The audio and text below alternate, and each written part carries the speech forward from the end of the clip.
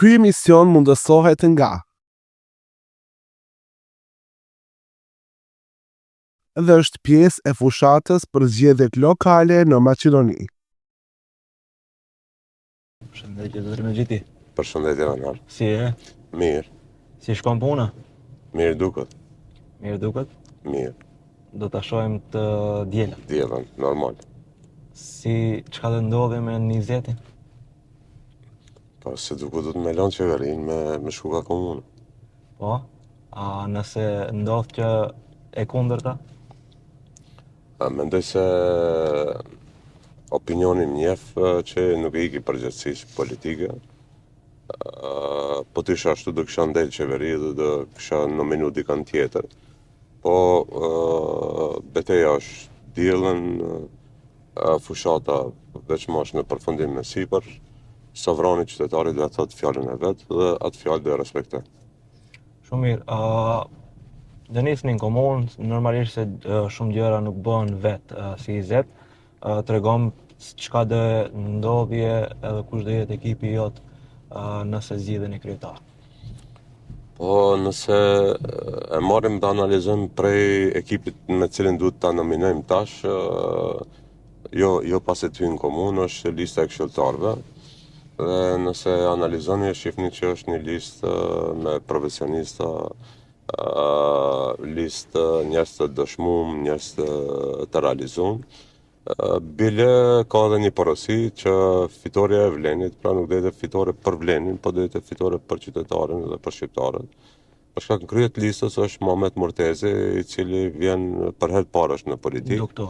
Doktori, i cili ka qenë në shërbim të qytetarës, se kur e zbërthen politikën është të jesh shërbetori i qytetarit, po pa dres partijak.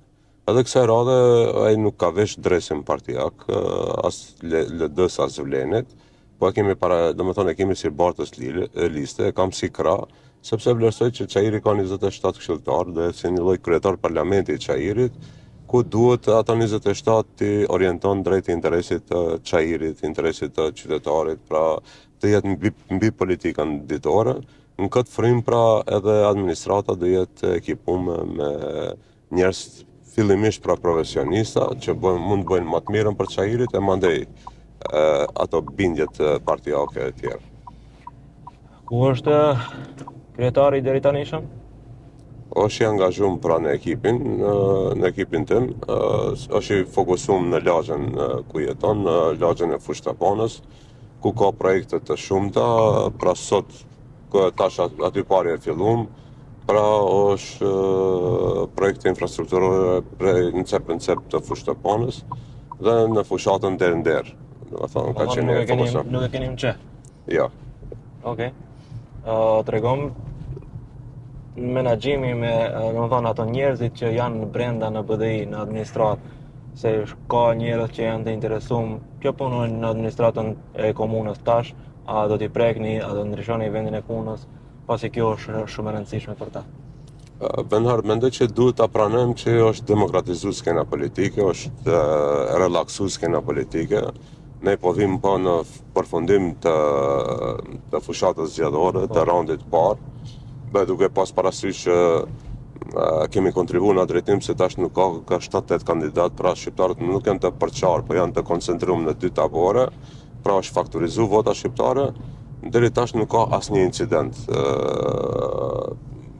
realisht në teren. Pra i ngjan një fushate europiane, fushate domethënë që na bën krenar gjithëve. U mundu një incident Kalikova atje, i cili ishte probleme familjare ta paraqesin si atentat politik, po u kthy bumerang se njerëzit në Kumanov i dinë rrethanat. Pra këtë jam i kënaqur dhe që se përgjegjësia është më e madhe neve që jemi në qeveri, ne jemi për herë të parë në qeveri dhe po demonstrojmë që nuk i keq përdorim institucionet për presione, për shantazh, për kështu.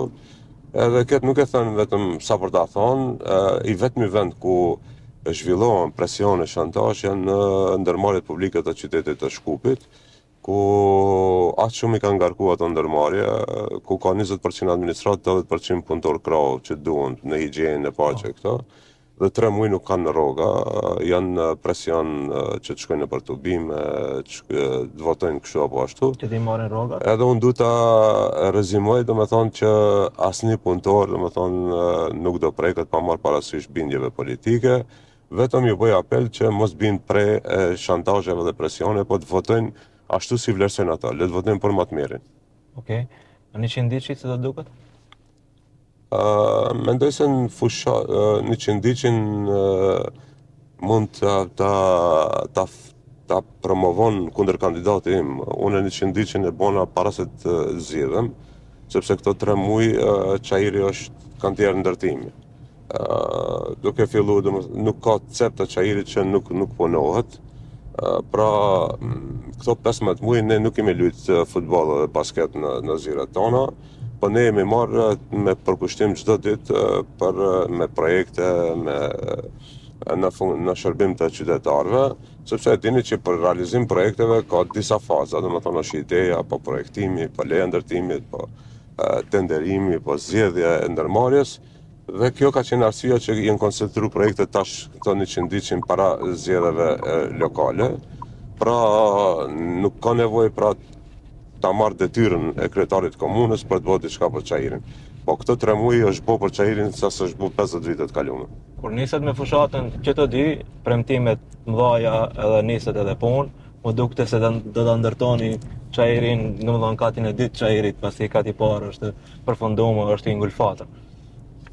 Mendoj, nuk di tash, ato premtimet që i ka dhënë kundër kandidati, duhet ai të elaboron edhe mbron. Unë i kam të gjitha në këtë platformë për Çajirin 2025-2029, edhe gjithçka që është këtu, unë i qëndroj mbrapa. Për shkak se janë projekte të realta, të realizueshme, me konstrukt financiar të mbyllur dhe me afate të realizimit, nuk janë utopike, duke filluar nga infrastruktura nëntoksore, pra e them që do jetë komuna e parë shqiptare në Maqeni, që 2 vitet e mandatit tim të parë, që do çon histori punën e infrastrukturës nëntoksore, ujësjellës, kanalizim, rrjet atmosferik. Po. Çajiri nuk do ketë probleme infrastrukturore. Domethënë histori do jetë çështja e ujësjellës, kanalizimit dhe rrjete atmosferike. Çka do premtoni për mandatin tjetër? Jo, flas për infrastrukturën nëntoksore. Po. Sa i përket qerdheve, domethënë qerdha e Bambi është dhe nga kaluar qeveria dhe 2 qerdhe tjera, Vesësa dhe Barbardha, që kanë kapacitet për 1000 fëmijë, kërkesa e Çajirit në vjetor është për 1100 fëmijë. Neve na mbeten edhe 4 qerdhe tjera, domethënë për aktivitete shtesë, hobi, kulturë, kështu me radhë. Sa i përket shkollave fillore, premtimi është Çajiri ka 9 shkolla, do ketë 11 shkolla, në fakt 12, se do ketë një shkollë për fëmijë me nevoja të posaçme, që kemi parë në qendër dhe kanë kushtet më të mira në nivel Maqenie. Dhe me 11 shkolla 8500 fëmijë do shpërndahen nëpër nga 700 deri 800 zonës, dhe ashtu siç po funksionon kongresi i Manastirit Liria Baraka, me një ndrim penjështatorit, të gjitha shkollat e Çajirit do kenë nga 800 fëmijë maksimum dhe do funksionojnë me një ndrim, me mësim tërditor, me qendrim ditor. Po është më efikase kjo me Universiteti, po, është investim në kualitet, domethënë jo me klasa të stërmbushura, do kenë hapësirë, domethënë kohë edhe për aktivitete shtesë, hobi e kështu me radhë. Dhe vim të arsimit universitar, Çajiri është bërë qytet studenti, ka 20.000 studenta brenda Çajirit, ka 4 universitete, dhe para 2-3 ditëve filloi edhe ndërtimi i kampusit universitar Nën Tereza, 40 milionë euro. Sa i përket higjienës komunale, të gjitha kontinjerët do jenë nën tokësor, siç janë në 5 pika tash në Çajir, pra në gjitha pikat do jenë nën tokë dhe do jetë kontribut për një Çajir më të pastër. Sa i përket parkingut, kemi premtuar 3000 deri 5000 vend parkingje, ku vetëm parkingu në sheshin Skënderbej i siguron 800 vend parkinge. Procedura e tenderimit ka filluar në transport dhe për 2-3 javë do vendoset kur themeli të investimit 25 milionë euro për qarshinë e vjetër. Çfarë parkingi sot kur të kam prit për ta bërë emisionin që ishte haos? A do jetë mbas një viteve? Ajo është, po, jo. Ataj parkingi ku, domethënë, te Skënderbeu, është faza e tretë që në qeveri ka kaluar 25 milionë euro vendimi. Momentalisht është procedura e tenderimit në Ministrinë e Transportit, pritet të përfundon për 2-3 javë, të zgjidhet ndërmarrja dhe të fillon realizimi pa më parasysh zgjedhjeve lokale kështu me radhë. Okej. Pra Po është nalt, këto janë shtyllat, ka edhe projekte të tjera, po desha të them vetëm ai parking siguron 800 vend parkinge. Parkingun që e hapëm në Qarshi 70 vend parkinge, në Karagjisa nga Zibab 100 vend parkinge dhe me vetëm këtë 3 mujor janë bot 200-300 vend parkinge të reja në Serov, në Fushtapan, në tjera. Pra vetëm këtu janë realizohen 1000 e diçka. Du të thëmë se është programi realt. Pyetja logjike tash është, domethënë një qytetarit kur dëgjon, se nuk janë bë më herët këto? Mandatin e kaluam të Visar Vëganiut ka 1000 vend parkingje të reja. Po qejri ka nevojë edhe për 3000 tjera për të stabilizu, për të relaksu, domethënë për të zgjidhur këtë problem. Dhe që është më e rëndësi, kjo është qeveria e parë që i mbështet komunat në këtë formë. Domethënë është qeveria që i mbështet më shumë të komunat dhe për ta ilustruar këtë, domethënë qejri tash ka çdo vit vetëm nga kredia hungareze ka 8 milion euro ekstra. Që i merr po jo, po kriteriumi është për kokë banori dhe mbas këtij kriteriumi qejri i takojnë 8 milion euro çdo vit, që sa për ta ilustruar çerdhja Bambi ka kushtuar 2 milion euro, pra qejri tash ka kapacitet çdo vit bën ka 4 çerdhe si Bambi. Okej. Mos flas për fonde tjera, domethënë fondi qyteti i Shkupit, ndërmarrjet e qytetit, fonde brenda ministrive. Jo, brenda ministrive, shembull un kam një buxhet special për ujësillëse, kanalizime, ku kemi ndo 14 milion euro për Zajazin, 2 milion euro për Duqan Gjikun e kështu me radhë. Këto parat e qeverisë a i kontribuojnë centralizimit të shtetit? Jo, përkundrazi domethënë i kontribuon decentralizimit, sepse kanë mund të shkojnë për vepra, sepse tenderimet për këto i bëjnë komunat. Vetëm projektet filtrohen në komisionin e qeverisë, miratohen projektet që i dërgojnë komuna. Zbatimin pastaj e bën komuna. Tenderimin e bën komuna, realizimin e bën komuna, financimin e bën qeveria. Okej. Më thonë ju pare nuk shifni, veç e krijoni projektin, ato e bën pagesën. Po tash varet për cilit pozicion ma bën pyetje, domethënë, nëse më pyet si zëvendëskrye ministër, parat e japim ne. Si kryetar komune. Nëse më pyet si kryetar komune, kryetari e bën punën, qeveria e pagun. Okej, më thonë edhe më pak mundësi për krim. Po. Kjo është e para, e dyta janë projekte ekonomike ku është një infuzion për edhe kompanitë lokale në për komunat, domethënë ku punohet vazhdimisht. Dhe e treta është për korrupsion ka qenë mundësia e artë me Shkupin 2014, se atëherë janë bërë projekte ekonomike, përmendore, për ta ndryshuar historinë dhe disë të përmendoret pikturat çmimin e vendon autori. Po. Do thonë aty nuk ka politika. Në atë rast edhe nga politika. Piktura mund të kushton edhe 10 euro, po mund të kushton edhe 1 milion euro, se autori e vlerëson është. Po. Tregon borxhi sa është tash në komunë? Nuk ka problem qejri me borxhe, domethënë është borxhi minimal. Nëse mbledh edhe shkollat edhe tjera, domethënë nuk është më shumë se 1 milion e diçka. Okej. Drejtorët e Dhe shkollave. harova, domethënë njapi projekteve që e kam premtuar dhe është i realizueshëm, që është mirëprit shumë nga qytetarët, është ashensor për 81 ndërtesa, domethënë në Çajër, të cilët janë ndërtuar në kohën e komunizmit, 4-5 katëshe, të cilët nuk kanë ashensor dhe aty ku ka mundësi do vendosin pra ashensor për t'ja u lehtësuar jetën qytetarëve, sepse aty ka edhe pleç, ka edhe njerëz me invaliditet dhe kanë shumë të rëndë jetën, sidomos ato që jetojnë në katin e 4-5, dhe të njëjtën kohë ju rritet edhe vlera e banesave. Po normal se ndryshe shitet banesa në katin e 5, ndryshe në përdhes. Po. Drejtorët e shkollave do t'i vendosni këto që vinë tubime apo drejtora profesional? Kriteri kryesor do jetë profesional. Sigurt? Po. Okej. Tregom tash te pjesa politike dhe shkojmë se i ra shpejt me premtime. Çka do të thotë për Vlenin të hiqet Izet Mexhiti prej pushtetit qendror? Vleni është ideja, është ekipi dhe nuk varet për individit. Domethënë edhe tash më ka rastis të jem i pari, zëvendëskrye ministër i parë në qeveri, afrimi të jetë kryetar parlamenti, po punë që kemi bërë mbas ekipore, liderët e Vlenit kemi diskutuar çdo javë për agjendën politike, dikun për të mbrojt, dikun për të përparuar çështjet dhe unë i besoj idesë. Dhe mendoj se në këto zgjedhje Vleni është unifiku edhe ma tepër, është shtu edhe me lëvizjen Arbaria, me këto kandidaturat e pavarur, siç është Muhamet Murtezi, Mendi Qira, Daud Beqiri, Nara Qinesh e tjerë. Pra janë vlerat të shtuara të Vlenit dhe mendoj që Vleni shkon drejt unifikimit. Po që 2 emisionet e kalume më ka thonë se të bona parti, ende si një bo parti. Është proces. Ta jap dorën, domethënë emisionin e ditë të parin tha se të shtohemi, u zvoglut me Arben Taravarin, ditën tha të shtohemi, me të vërtetë u shtohet, me Begim Fazliun, tash a të shtoheni të zvogloheni.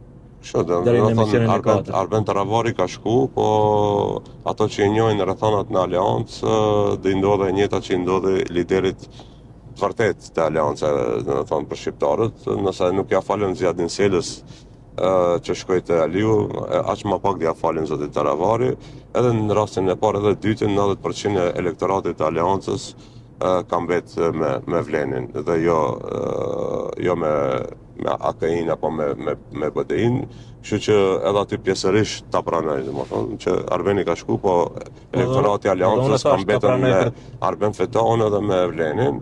Edhe jemi shtu me Arbërien, edhe jemi shtu me këto kandidaturat e pavarura. Po, tregom... Po, është e vërtet që nëse emisionet tjera kemi përmend ma shumë PES, Alternativa, LD-ja, ata tash shumë pak përmendet ajo, më thonë... Vërehet. Po është akceptu Vleni si ombrelle e gjitha. Bekim Sali, zëvendës kryeministër, mbetet ende? Po. Sigurt? Sigurt. Okej. Veç i konfirmoj informacionet që i kanë. Po. Jo, atë ma losh mu. Do ta lo programin. Po, ma losh programin se vitin e 3 për emisionin tjetër. Vitin e 3 të fushatës, domethënë të theqjes, partitë politike i fshin. Po, mendoj aty nuk përmenda një api çështje më të rëndësishme se përmende përveç parkingut, është edhe çështja e komunikacionit, se çajri 3 kilometër, është rruga e Pashës në top prioritet, për këtë mund të flasim edhe në emisionin e parë, vitin e parë. Besoj që do starton sepse ka projekt, ka leje ndërtimi, ka fillu procesi i ekspropriimit, kushton 7 milion euro, mjetet janë siguruar në buxhet të qytetit Shkupit dhe do jetë projekti i parë me i cili do fillon në Çajër. Rruga John Kennedy të shpërten në bulevardin Nikola Karev, dhe rruga Mitat Frashëri apo dikur Kosova Maqedonës aty ku dolëm, edhe ajo parashiva të zgjerohet, dhe unaza në malin e Gazibabës janë projektet kryesore për komunikacion në Çajër.